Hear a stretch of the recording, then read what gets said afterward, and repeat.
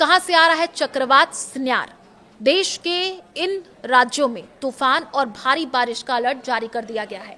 नमस्कार, मैं हूं आपके साथ आयुषी गुप्ता। भारतीय मौसम विभाग यानी आईएमडी ने दक्षिण भारत के राज्यों के लिए चक्रवात की चेतावनी जारी की है। मलक्का स्ट्रेट में गहरा कम दबाव 26 नवंबर तक चक्रवाती तूफान में बदल सकता है। इसके कारण अंडमान, तमिलनाडु, पुडुचेरी, आंध्र प्रदेश और केरल में भारी बारिश, तेज हवाएं चलेंगी। आईएमडी ने लोगों से सतर्क रहने का आग्रह किया है। दक्षिण भारत के राज्य में चक्रवात आने की चेतावनी जारी कर दी गई है।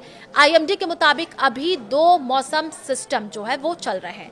एक मलक्का स्ट्रेट पर गहरा कम दबाव है, दूसरा बंगाल की खाड़ी के दक्षिण पश्चिम और दक्षिण श्रीलंका के पास कम दबाव का इलाका है। इनमें से एक 26 नवंबर तक चक्रवाती तूफान बन सकता है, यानी बारिश और तेज हवाएं आ सकती हैं।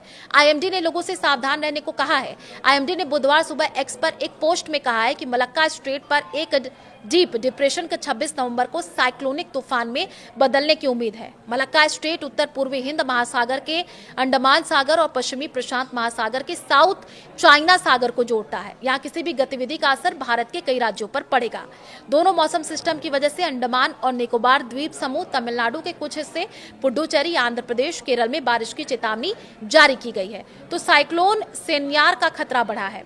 और देखिए, लेटेस्ट अपडेट में आईएमडी ने कहा है कि मलक्का स्ट्रेट के ऊपर बना डिप्रेशन पश्चिम उत्तर पश्चिम की ओर बढ़ता रहेगा। 26 नवंबर को सुबह तक और तेज होकर के साइक्लोनिक तूफान बन जाएगा।